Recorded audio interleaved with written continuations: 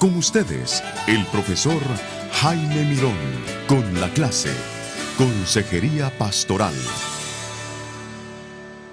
Bueno, en esta segunda clase vamos a ver un modelo para solucionar problemas, pero primero vamos a terminar con la primera parte, el ejemplo del ladrón. Por ejemplo, Pablo también en Efesios 4 habla del ladrón. Cuando el ladrón deja de ser ladrón, cuando deja de hurtar, cuando deja de robar, no necesariamente, ¿verdad? Sino, es interesante lo que dice Pablo. Dice cuando ya no roba más, versículo 28. Por supuesto, tiene que dejar, tiene que decir no a su vieja manera de vivir por el Espíritu Santo, pero también cuando haya sustituido el viejo desear por la norma bíblica. Ahora, según Pablo, en este versículo, hay dos o tres cosas que tiene que poner en su lugar. Número uno, tiene que trabajar. Pablo dice que tiene que encontrar un empleo digno. Y dos, cuando esté ganando un salario digno, y luego número tres, cuando esté compartiendo sus ganancias con los que tienen necesidad. Cuando podemos ver, como Juan el Bautista dice, frutos dignos de arrepentimiento, podemos ver estos frutos durante mucho tiempo, podemos decir, ya no es ladrón. Ahora, no aconsejo que lo pongamos como tesorero de la iglesia, pero por lo menos podemos decir que ya no es un ladrón. Entonces, estos son los principios que vamos a ahora aplicar en el resto de este curso. Permítame sugerir 17 pasos para solucionar un problema. Algunos de ustedes pueden saltar varios, pero permítame mencionar algunos. Número uno, el consejero debe establecer afinidad con el aconsejado. Es interesante, aún en las personas católicas, nosotros tenemos una afinidad con la Biblia. Cuando yo estoy aconsejando a la gente católica, abro la Biblia y hay una afinidad porque creen en la palabra de Dios. Pero en algunos países, como es en Uruguay, uno tiene que establecer una afinidad con la persona porque no creen en la Biblia. No me refiero a la gente en la iglesia cristiana evangélica, sino en la sociedad. Generalmente yo aparto 90 minutos para el primer encuentro y después solamente 60 minutos, pero 90 minutos para conocer a la persona, para mostrar que soy una persona transparente también, que podemos charlar con toda libertad. Segundo, el consejero debe averiguar cuál es la relación personal con Dios del aconsejado. Generalmente esto sale automáticamente del diálogo, ¿verdad? Uno puede ver las palabras que usa, la manera de expresarse, pero de vez en cuando tenemos que simplemente preguntar, ¿es usted cristiano? Esto no le dice absolutamente nada, porque todo el mundo va a decir que soy cristiano porque nací en este país. Otra puede ser, ¿puede por favor contarme algo acerca de su relación personal con Dios? Entonces, esto puede provocar una respuesta que realmente le dé la información que está buscando. Número 3. El uso de preguntas para encontrar los problemas. Una de las cosas, herramientas que Dios nos ha dado son preguntas para que la gente nos conteste, para realmente entender sus problemas. Pero antes de responder, uno tiene que escuchar. El consejero bíblico tiene que aprender cómo escuchar. La Biblia dice en Proverbios 18:13, al que responde palabra antes de oír, le es fatuidad y oprobio. Entonces, otra vez voy a pedir que ustedes apaguen el video, que está viendo este video en este momento, para hacer una pequeña tarea antes de comenzar. Y la tarea es esto: apagar el video y en un papel haga una lista de las ocasiones en que usted no escucha atentamente a la gente. No me refiero al ministerio de aconsejar, a lo mejor algunos de ustedes nunca han aconsejado, pero me refiero en la casa, con los amigos, en la iglesia, ¿cuándo no escucha usted bien a la gente o atentamente a la gente? Por ejemplo, yo hice mi lista y llegué a 9 diferentes ocasiones cuando yo no escucho bien a la gente, cuando estoy cansado, por ejemplo. cuando tengo otra cosa que hacer. Un pastor me dijo hace poco que una vez estaba atendiendo a una persona y quería ver un partido de fútbol y no podía escuchar bien. Esto es la idea, apagar el video y hacer la lista. Ahora, entonces, ¿qué hacer? Averiguar primero cuándo no preste atención. Segundo, trazar un plan para superar cada vez. Y luego, como dice Santiago, en Santiago 1, 19, 20, esperar más tiempo antes de contestar. Y una cosa que yo hago cuando estoy escuchando a una persona, en momentos oportunos, usando términos bíblicos, decir al aconsejado cómo usted entiende la situación. Mi meta es repetir lo que la persona me ha dicho de una manera más concisa usando términos bíblicos. Eso le da a la persona la confianza de que realmente estoy entendiendo. Le da a la persona la oportunidad de corregirme si estoy equivocado. Y yo no dejo pasar más de 5 minutos sin resumir lo que la persona está diciendo. Luego, hacer preguntas para clarificar la información. Ahora, esto de las preguntas es muy interesante porque yo siempre digo que hay que evitar la pregunta ¿por qué? Hay una tentación grande de usar la pregunta ¿por qué? Pero esta pregunta provoca respuestas defensivas. Por ejemplo, vamos a decir que pregunto a mi esposa, ¿por qué me hiciste huevos esta mañana? El desayuno. Entonces, ella en vez de decirme ¿por qué? Contesta, ¿acaso no te gustan? Eso es lo que pasa con la pregunta ¿por qué? Y busca motivos ¿por qué? Y esto no es tarea del consejero descubrir motivos, sino crear el ambiente donde la palabra de Dios puede hacerlo por sí misma. Hebreos 4:12.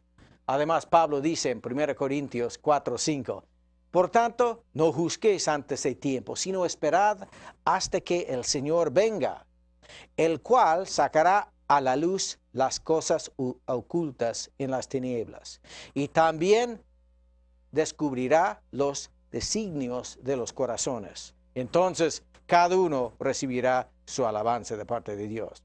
Y también esta pregunta, ¿por qué? Especula, y una cosa que no queremos, tiende a evitar responsabilidad. Otra tarea cuando llega a casa es analizar Génesis 3, 6 al 13. ¿Y cuáles preguntas emplea Dios en la entrevista con Adán y Eva? Y luego hacer la misma cosa con Caín en Génesis capítulo 4. Ahora, en mi matrimonio, en su matrimonio también, yo sé, usted sabe, cuando algo está molestando a su esposa. Por ejemplo, uno entra en la casa, uno puede sentir, ¿verdad?, el ambiente cuando algo está molestando. Entonces, es tiempo, la hora para el justo uso de la palabra ¿por qué? ¿Por qué estás llamando? Llorando. ¿Qué es lo que te pasa? ¿Por qué estás tan triste? Porque detrás de la cara triste hay algo. No estoy diciendo que nunca debemos usar la pregunta ¿por qué? Pero debemos evitarlo. Porque hay momentos en que podemos usar la palabra. Pero es interesante, con Caín, el Señor dice, Dios dice, ¿qué has hecho? ¿Qué has hecho? Y fue la pregunta. No permitió que Caín escapara.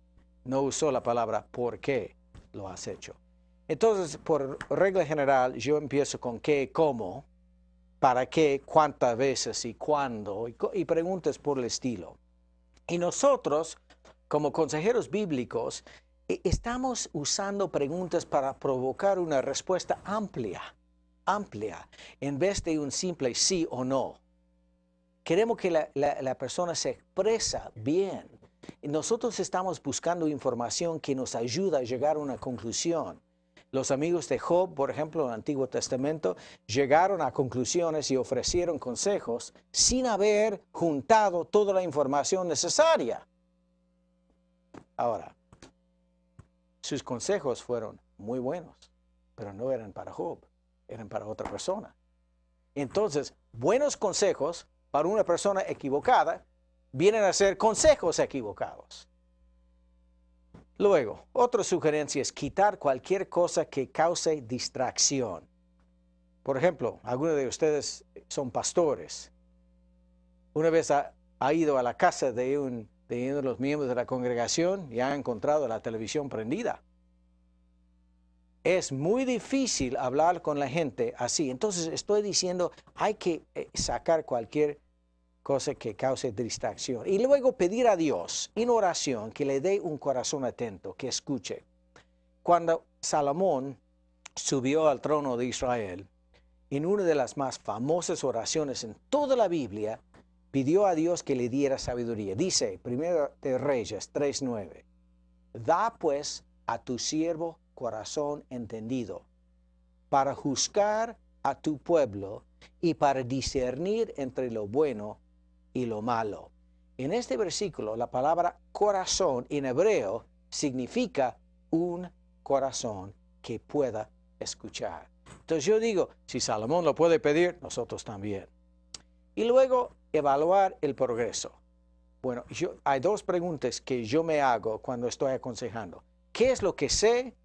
¿Qué es lo que debo saber para poder dar buenos consejos basados en la palabra de Dios? ¿Qué es lo que sé?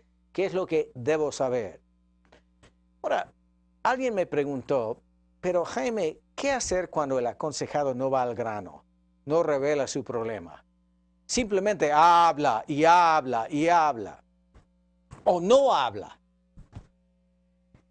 Son dificultades típicas de dos clases de personas. En primer lugar, hay quienes solo quieren hablar. Vienen para hablar, para descargar, para hablar con otra persona, para contar a otra persona su triste historia, y generalmente es una historia bastante triste. Ahora, ¿qué es lo que hago en casos así? Yo tengo algunas preguntas que uso cuando una persona simplemente habla y no va a ningún lado, no va al grano. Una pregunta es, ¿con qué propósito vino usted hoy? O favor de resumir su problema. Pero la pregunta que más me gusta es esta.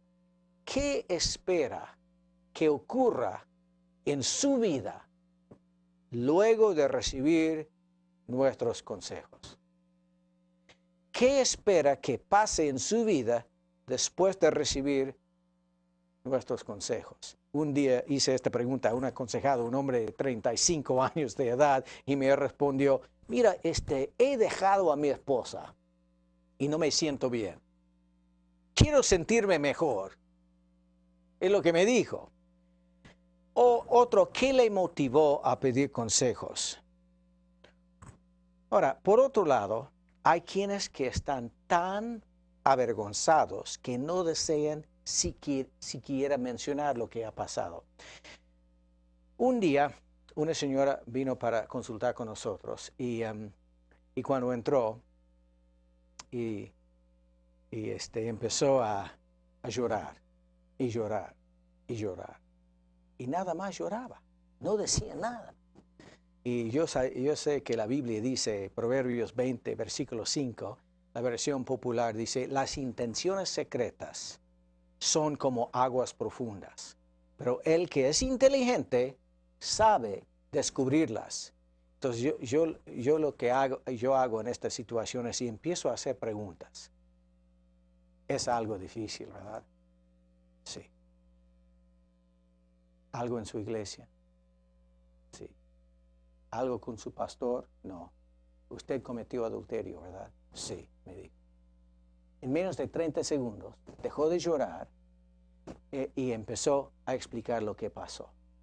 Entonces, mi sugerencia cuando la gente no va al grano, y es esta clase, no puede expresarse, simplemente no lo saques, empezar a hacer ciertas preguntas, ¿verdad? Para dirigir la persona a su problema. En el caso de esta señora es que en muchas culturas, ¿verdad?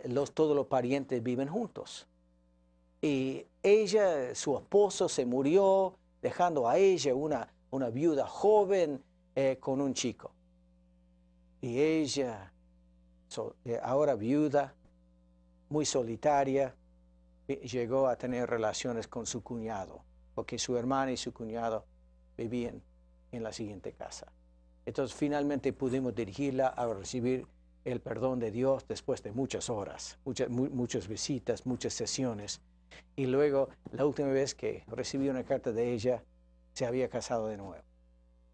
Pero luego, número 4, nosotros tenemos que establecer la autoridad de la palabra de Dios, porque yo siempre mantengo al aconsejado al tanto de lo que estoy haciendo y establezco la autoridad de la palabra de Dios.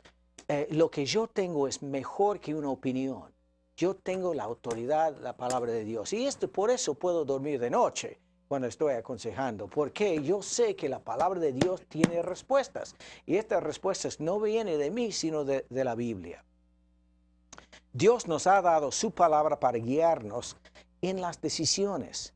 2 Timoteo 3, 15 al 17 dice, toda escritura es inspirada por Dios y útil para enseñar, para reprender, para corregir, para instruir en justicia, a fin de que el hombre de Dios sea perfecto, equipado para toda buena obra. Entonces, en este versículo, Pablo dice la Biblia es una norma absoluta para lo que debemos hacer. Es la norma absoluta para lo que no debemos hacer. La Biblia contiene la enseñanza con el poder del Espíritu Santo para corregir un problema y Dios nos ha dado la Escritura para entrenarnos, para que no caigamos en las trampas del enemigo. Hebreos 4, 12. Porque la palabra de Dios es viva y dinámica y más cortante de cualquier espada de 2 filos y penetra hasta la división del alma y del espíritu, de las coyunturas y tuétanos, y es poderosa para discernir, hacer algo que yo no puedo hacer, discernir los pensamientos y las intenciones del corazón. ¿Qué dice aquí? Número 1, la palabra de Dios es viva, no está muerta, vive, y es contemporánea, y nunca está fuera de moda. Es tan real y verdadera para los hebreos como lo es para nosotros siglos más tarde. Y yo confío en las enseñanzas de la palabra de Dios. La palabra de Dios vive. Segundo, es dinámica, dice, activa. Isaías 55:11 dice, así será mi palabra que sale de mi boca. No volverá a mí vacía, sino que hará lo que yo quiero y será prosperada en aquello para que la envié. Y Pablo mismo dice que la palabra de Dios es la espada del Espíritu en Efesios 6, 17. Y luego, Hebreos 4 de nuevo, penetra. Recomiendo la revista Apuntes Pastorales. Hace varios números se publicó un artículo por Daniel Lozano sobre Salmo 19 y la eficacia de la palabra de Dios. Recomiendo que lo lea en Apuntes Pastorales. Luego, vamos a hablar acerca de indicar los pecados. El consejero bíblico emplea la palabra pecado, porque nosotros, cuando empleamos la palabra pecado, podemos ofrecer algo que se llama el perdón. No hay perdón para excusas, disculpas, pero sí hay perdón para pecados. Y se define el pecado como todo aquello que hace una persona violando la ley de Dios. Por ejemplo, 1 de Juan 3:4 dice, todo el que practica el pecado, practica también la infracción de la ley. Y el pecado es infracción de la ley. Son las prácticas, maneras de responder, maneras de pensar que no agradan a Dios y no deben ser parte de la vida. Deben sustituirse. Lo bueno en este caso es no hacerlo. Pero también se define el pecado como todo aquello que a pesar de que Dios lo ordena hacer, la persona no lo hace. Son las prácticas bíblicas que no se hacen. Son maneras de responder, de pensar, de actuar que agradan al Señor, pero no se encuentran en la vida del creyente. Lo bueno en este caso es hacerlos. Un día un hombre vino, con su esposa para pedir consejos matrimoniales, y este hombre había sacado una arma de fuego y la había puesto contra la cabeza de su esposa, y violencia en la casa. Son creyentes, ¿verdad? Y nosotros empezamos a sacar los principios de la palabra de Dios, y uno de los principios que usamos para su caso fue: amad a vuestras mujeres, así como Cristo amó a la iglesia y se entregó a sí mismo por ella. Es una cosa que no estaba haciendo él. Entonces usamos la segunda definición de pecado para ayudarlo a poner algo en su vida. Tenía que dejar algo y tenía que poner algo en su lugar. Y lo que él tenía que poner en lugar es el amor. Entonces pasamos mucho tiempo con una definición de la palabra amor y luego maneras prácticas para aplicar la palabra amor en su vida. Número 6. El consejero debe saber cómo limpiar la conciencia por medio del perdón de Dios.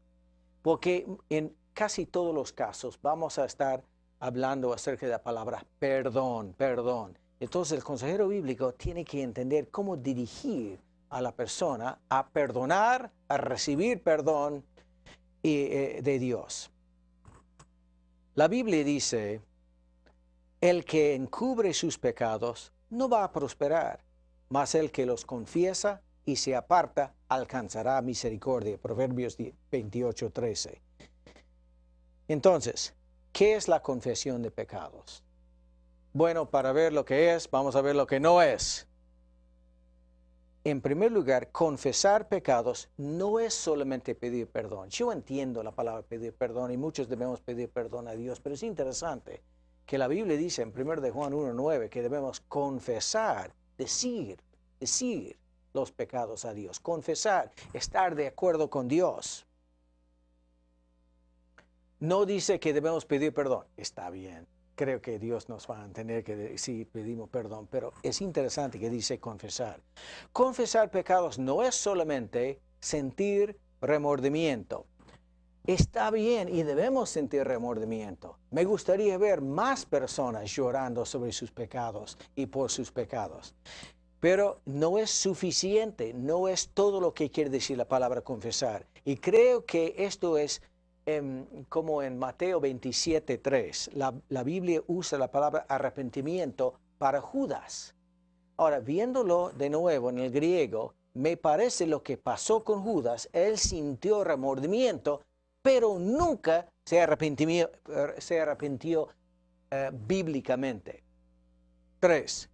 Confesar pecados no es intentar autosacrificarse para expiar la falta. Esto es parte de nuestra naturaleza humana. Queremos hacerlo, queremos hacer algo para ser digno de Dios. Pero lo que pasa es muchas veces he cometido 3 pecados, entonces hago 3 actos de calidad, es un empate 3-3. Y luego el ser humano, bueno, hago uno más y yo gano 4-3. Esto no es confesar el pecado, aunque sea demasiado común. Y luego confesar pecados no es echar la culpa a otros. Es una cosa que nosotros hacemos muy a menudo, es una táctica muy frecuente, pero la persona tiene que confesar su pecado directamente. Ahora, confesar pecados, lo que sí es. La palabra confesar significa tomar la perspectiva de Dios y verlo por medio de los ojos de Dios. La Biblia dice, si confesamos nuestros pecados, no los pecados del vecino. Si confesamos nuestros pecados, Él es fiel. Esto termina de una vez para siempre. Mucha gente me dice que Dios no me quiere perdonar. Otra gente dice, Dios no me puede perdonar. Él es fiel, es parte de su carácter. Él es fiel y justo también para hacer 2 cosas, perdonarnos y limpiarnos de toda maldad. Bueno, en algunos momentos vamos a volver y seguir con la cuestión de pecado.